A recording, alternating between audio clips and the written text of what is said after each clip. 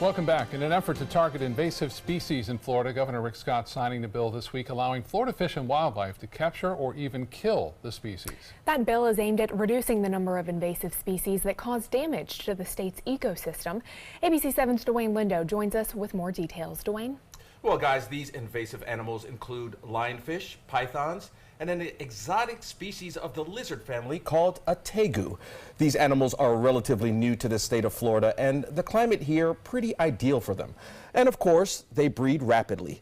They usually threaten birds, alligators, and even household pets.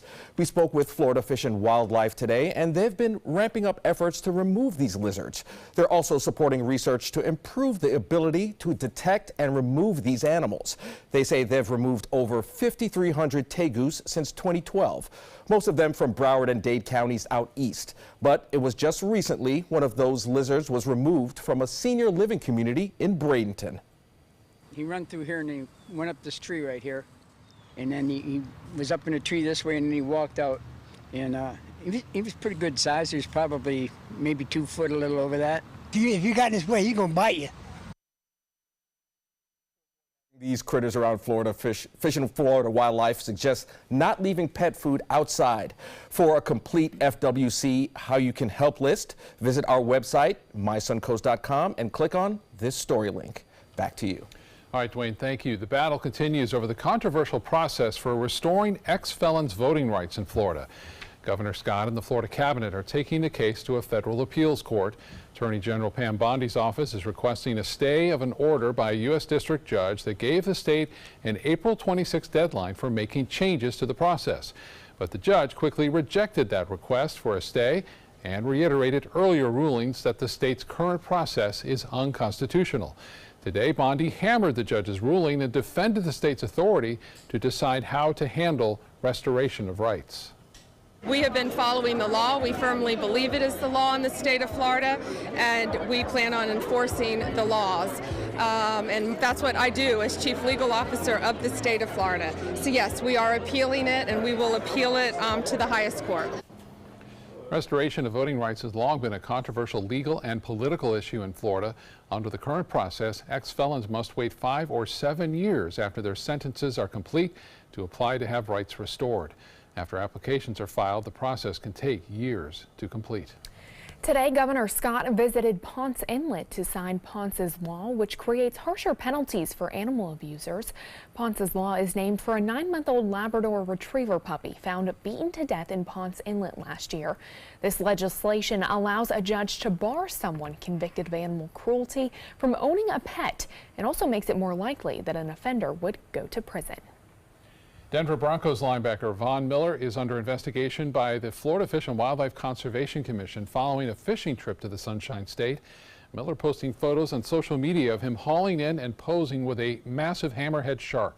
The post has since been removed. People for their ethical treatment of animals filed a complaint against the football player to ensure officials held him accountable. Florida prohibits hunting hammerhead sharks. Well, a nice day for those who maybe were boating or were out on the beach. Let's check in with Chief Meteorologist Bob Harrigan. Yeah, a nice start this morning. The winds were up a bit, though, and sea conditions were a little bit rougher than they had been over the past couple of days. But all in all, not too bad out there right now. 80 degrees. Dew point is at 53. Winds are still a bit brisk out of the northwest at 15 miles an hour. The pressure 30.01 inches. That's high, and that continues to rise ever so slightly. And here's a look at the Casey Key webcam showing a little bit of white caps now and again out there in the Gulf of Mexico, but lots of sunshine. And again, looks like we'll see a pretty nice day tomorrow, too, as high pressure will dominate our weather. But that's a short little live thing, as we're going to see more moisture come back in the weather picture by late Saturday afternoon in advance of the next front. That front now well down to our south, enough moisture there to kick off some showers from the Keys up into Miami there. The day planner for Friday, as I mentioned, looks to be really quite nice. Temperatures start off the morning. It'll be a little bit cooler, again, like we saw this morning. Low 60s, even some upper 50s well inland. We'll warm up to 82, though, by the afternoon. We'll have more on that front on Saturday and another one on Tuesday coming up in just a few minutes. Back to you. All right, Bob, thanks. A famous painter with works of art in places across the world has roots right here in Sarasota. Dorothea Wendland first started painting 80 years ago, but after developing Alzheimer's, she stopped. But her story doesn't end there. ABC 7's Taylor Torregano has more. Dorothea Winlet lives here at the Arden Courts community, where people with Alzheimer's are encouraged to continue with the passions they developed in their younger years. She doesn't remember her husband, and she likely won't even remember this interview, but she hasn't forgotten an extraordinary talent. With each stroke of the paintbrush, the memory of a world-renowned past. I was doing big things. How often do I paint? It's a little difficult to... A gift that never left Dorothea Winlet, even when her memory did. You have to find different ways than you're used to live with Alzheimer's. It hurts in the stomach that I have to do this. It's in a knot all the time. Bob and Dorothea Winlet married in 1974, 25 years after first meeting in art school. I just fell in love with her again. I knew it a long time ago. But, and it's coming back again. She's wonderful. She paints what she likes to see. Employed by Crayola, her work was sold all over the world. But after nearly 80 years of painting, I started, I guess, when I was around 10 years old. One day, that artist's imagination was gone. When she first came here, she was kind of like a little confused, rather confused. So. She backed off of it for a while. As a matter of fact, I bought her an easel, a brand new easel, and we brought it in here, and she said, well, I don't want to paint right now. But even at 90 years old, and got a hand so steady she could be a surgeon. The artist and Bob knew it was only a matter of time. You're drawn back to it anyway. You know, eventually you're going to go back to it. She had no choice. And sure enough, she wanted the easel back again. I do it when I feel like it. A passion that will never leave, much like the love Dorothea still feels but can't quite remember. Yesterday it was. She introduced me to Mr. West Virginia, and she said, I think this might be my next husband. A bond, appreciation, devotion to each other and to the arts. And she'll keep painting. She's going to be around a long, long time. She's going to be painting every day. No matter how much time passes. Better. This is a live-in community entirely for those with dementia, but every person like Dorothea participates in activities to keep them as oriented and independent as long as possible. Reporting in Sarasota, Taylor Torregano, ABC 7, your Suncoast News. Okay, Taylor, thank you so much. Some beautiful pictures there. Today, World War II and Korean War veterans getting the chance to relive their glory days by taking part in dream flights on board a 1942 Stearman, the same plane used to train military pilots back in the 1940s. These former military pilots even got to take the stick and maneuver the biplane just like they did back in their military days. Oh, it was great. I've flown in a lot of different airplanes, but this was a real treat. It's just I can't describe it. I'm an airplane nut, and this was the last one on my bucket list. Each veteran got a 20-minute flight, soaring about 1,000 feet above neighbors and friends. Truly a memorable experience for these honorable airmen. Certainly something I'm sure they really enjoyed. Beautiful plane. My dad learned how to fly in that too during World War II, the Stearman. Wow. And although he flew a ton of different planes throughout his life, he called the Stearman his favorite. Really? By far. Loved it. Impressive. Yeah, neat plane. Still to come in your Suncoast News tonight. From beautiful beaches to outdoor fun, we get a lot of sun here in Florida. But with all of that exposure comes risk. We'll tell you about one simple thing that you can do to reduce your chances of getting skin cancer.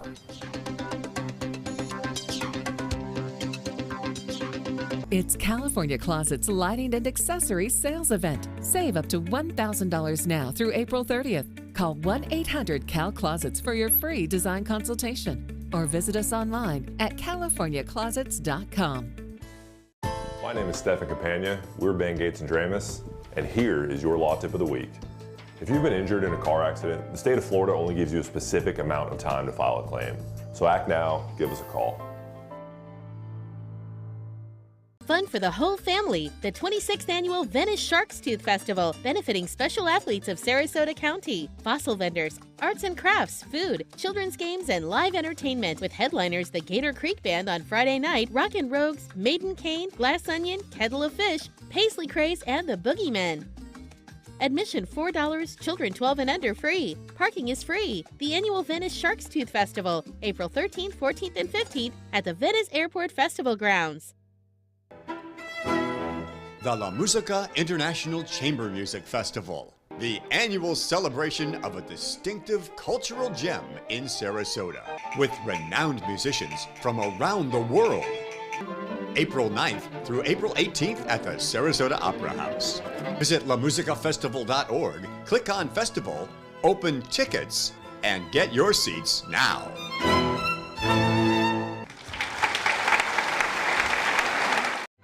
The Mark, Sarasota. Landmark living in the center of it all. A private oasis in the sky. Luxurious private amenities. Promenade shopping and dining. The best of downtown downstairs. Now under construction and priced from the mid-700s. This is life right where you want it. Call or visit our Discovery Sales Gallery today. The Mark Sarasota, presented by the Culture Group.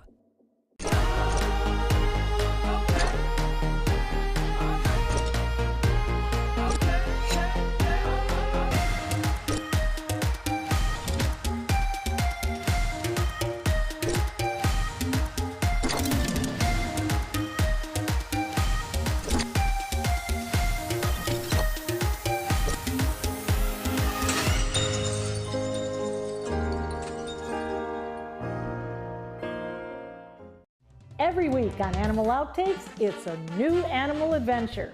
Almost everything about the next animal is slow. No wonder they're considered the slowest moving mammals on Earth. This week on Animal Outtakes.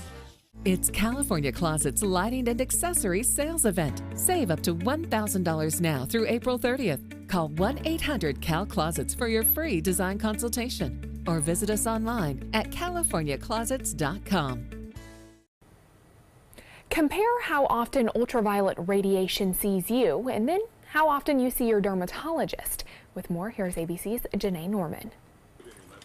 Finally, sunshine. We love basking in it after wintertime, but those that are using sun lamps, sunbeds, or tanning booths to start a base tan are forgetting something. A base tan is another phrase for damaged skin, and everyone who's exposed to UV radiation needs a skin cancer screening. Whether you get your sun outdoors or inside, the FDA and every dermatologist you meet recommend that all people with repeated UVA exposure should have their skin looked at regularly for the earliest signs of melanoma, the skin cancer that can be deadly. Those who do not tan at all or who use spray-on tanner were found to be wealthier, more aware of their general skin appearance, and more health conscious. So the people who need the screenings the least are the most likely to get them. One other factor did push people toward a skin screening. If they've had skin cancer before or if a close relative has, they know the risks. Indoor tanners who were found to use lower SPF sunscreens as well are least likely to get screened. So even if you like a summer tan, be smart about taking care of the skin you're in. With this Medical Minute, I'm Arlette Saenz, ABC News. Now your ABC 7 Alert Weather Forecast with Chief Meteorologist Bob Harrigan. Lakewood Ranch webcam showing some high cirrus clouds around. Temperatures warm today, above average, despite the front, which didn't do anything as far as temperature goes, but it did do a lot with the drier air moving in, and you'll notice that with the lower humidity around. That front now well down to our south. It continues to bring some showers to the Keys, upper Keys mainly, and just near Miami now. Some showers moving on in, but no rain here, and it will stay dry too through the night. Tomorrow and most of Saturday. Now there will be a chance for some showers come Saturday due to yet another approaching front. I mentioned those rain showers down to our south. They're there. These are not showers though. You see right here again military exercises going on with some chaff. Again, they're well off to the west of the Key West area. 69 right now in Jacksonville. It's much warmer in Key West. 80, 79 in Miami and 80 degrees in Sarasota. Temperatures currently near the coast where the water temperature is at 76, keeping things right there at around the mid-70s. 77 in Sarasota, 77 in Bradenton, 84 Mayaca City, and the same now in Arcadia, Northport at 85 degrees. Well, currently it's 80. It's not dark, but it's 80, and the dew point, there it is, 53 on the dew point temperature. It makes it really feel really nice out there. 39% on the humidity, winds out of the northwest at 15, and the pressure 30.01 inches. Cindy Desmond sending this photo in of the Venice Intercoastal today. You can see some cirrus clouds off in the background. High was 83. The low this morning 65. Both those numbers above average, despite the presence of that cold front. But again, it feels much nicer out there because of the lower humidity. And the forecast tomorrow, I'm calling for low 60s to start things off tomorrow morning, so it will be a little bit cooler. We will warm up into the low 80s tomorrow, and the moisture content will be increasing ever so slightly as our winds veer around more to the southeast throughout the early afternoon. Well, a very active system right now continues to be the story. A diving jet stream over the eastern third of the nation, a little polar vortex also kind of dropping southward now, bringing a snowstorm into Minneapolis earlier, and that snowstorm will only get more intense as it develops off and moves to the east. Right now, some lake effect snow is occurring over portions of western New York, and just an incredible plume of moisture moving in now over northern California. This moisture, known as the Pineapple Express, continues to move right on into California. The reason they call it that, because it comes in from Hawaii. Well, there's that snowstorm I mentioned. You can see it from northern portions of Minnesota, Wisconsin, into most of Michigan, getting that snow, and even some freezing rain near Cleveland. It looks as though that snowstorm will develop another little piece of energy along it, and more snow expected near St. Louis, southward into southern Illinois, into Cincinnati, Columbus getting some snow too. So it's not over, and that's not it. There's another one behind it. There it is, and you can see on Monday this will really start to get its act together and push off to the east and cause some problems into Wisconsin and into Michigan once again, and even Pennsylvania's not over with it yet. So they're waiting for it to end. They're looking for those warm days, just not happening. East winds turn to the southwest at 10 knots. We'll have a light chop out there. Moderate chop on Saturday in advance of that front, and it goes back down to a light chop on Sunday. For the forecast tomorrow looks good, 82. The showers that we'll see on Saturday, I think most of the day should be okay. So if you have plans throughout the day, not a big concern. I think late in the day, there's a 50-50 chance of some showers moving in. Nothing significant at this point. Slight chance for some morning showers. Monday, the 40% chance, not to scare you, that'll be later in the day again, as yet another fast-moving system brings us a better chance of rain. On Tuesday, temperature staying pretty close to seasonal averages. Back to you. Okay, Bob, thanks. Time now to check your first alert traffic for the drive home. The northbound lanes of I-75 are backed up right now, stretching from the University Parkway all the way north up to Ellington. The southbound lanes, however, are looking clear. Scott? Thanks, Jacqueline. New developments in the Facebook data scandal. A second day has now been scheduled next week for CEO Mark Zuckerberg to testify before Congress. That as more countries are investigating the breach, and we're learning that more Facebook users may have had their data shared without knowing it. Cambridge Analytica denying a report by Facebook, which now says the political consulting firm improperly obtained the data of 87 million users. The site has announced several changes to address user privacy concerns, saying it will now restrict access for third-party apps and delete phone and text logs after 1 year. Monday, Facebook will also add a new option at the top of each user's newsfeed, allowing you to review which apps have access to your personal information. Tonight, a warning for travelers. If you flew with Delta Airlines between September 26th and October 12th of last year, your payment information may have been hacked. The Atlanta-based carrier saying in a statement that it was informed of the matter last week. Officials say a small number of Delta's customers who used its online chat services may have had their payment information accessed, but no other personal data is believed to be compromised. Federal teams say that the incident was resolved shortly after it occurred. Well, more people are buying SUVs and pickup trucks these days, so automakers are moving away from the passenger car. The Wall Street Journal reports Ford has decided to stop selling the Ford Fiesta and Ford Taurus in the United States. The Journal says Ford will completely discontinue the large sedan, the Taurus. By this time next year, Ford will also stop offering the subcompact Fiesta in the U.S., but it will continue to sell it in Europe. Executives are reportedly still considering whether to continue selling the Ford Fusion as well. If you've been considering buying your next home, now may be the time to take that leap. Long-term U.S. mortgage rates fell this week, benefiting potential home buyers.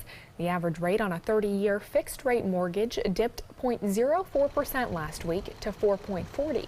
The decline followed scant movement in long-term rates last week and a months-long stretch of increases in January, February, and early March as interest rates generally rose. Stay with us. Your entertainment news is coming up next. I heard about the Dotole Cancer Center through friends of mine who had been treated here and were very pleased with the treatment. If there is prostate cancer, we at the Dotole Cancer Center will find it using 3D color flow Doppler ultrasound. And that helped precisely identify where my cancer was. I can tell you that you will not find a finer, more professional team of clinicians anywhere in the world.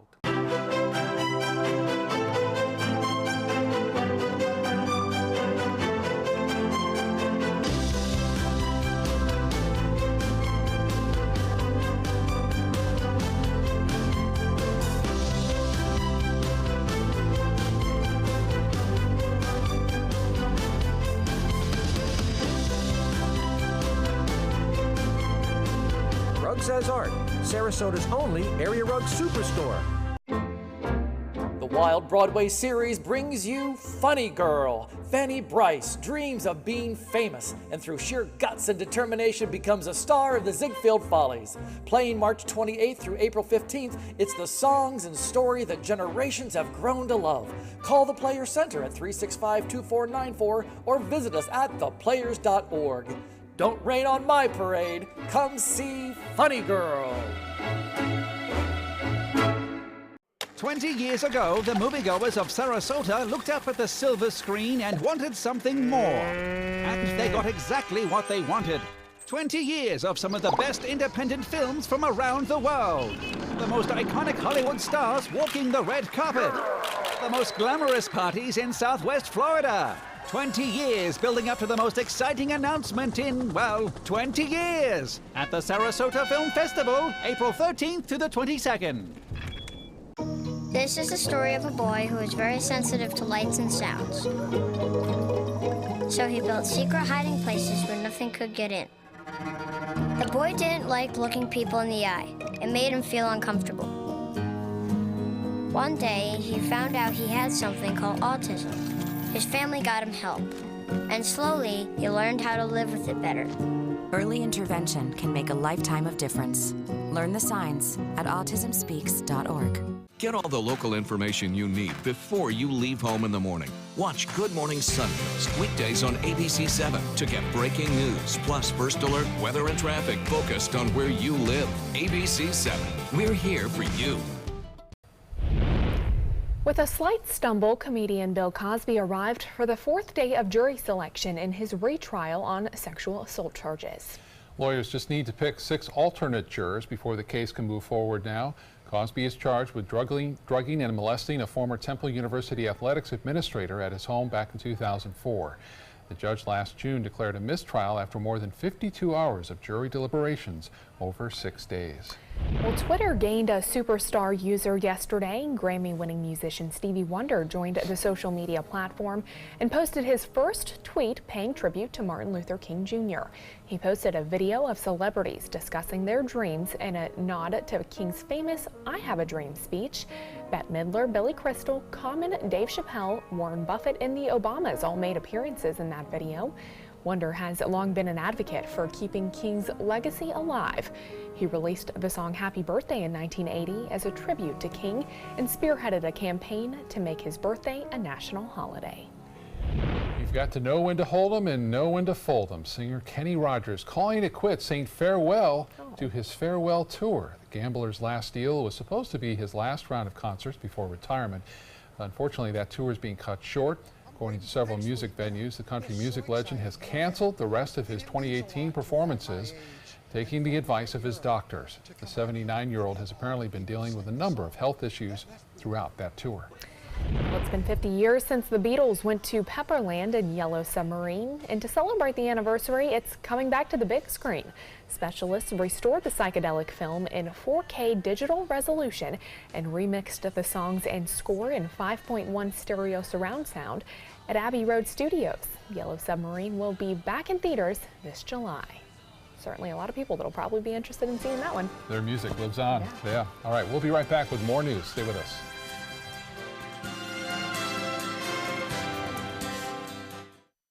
It's California Closet's Lighting and Accessories Sales Event. Save up to $1,000 now through April 30th. Call 1-800-CAL-CLOSETS for your free design consultation or visit us online at californiaclosets.com. Rose takes her volunteering for Tidewell Hospice very seriously. But she knows how to have fun, too. And that's what she brings when we're invited to visit patients as part of Tidewell's pet therapy program. People love to see her. She really brightens their day. She makes people smile. And in end-of-life care, a smile can be a wonderful gift. Tidewell Hospice. It's more than you think.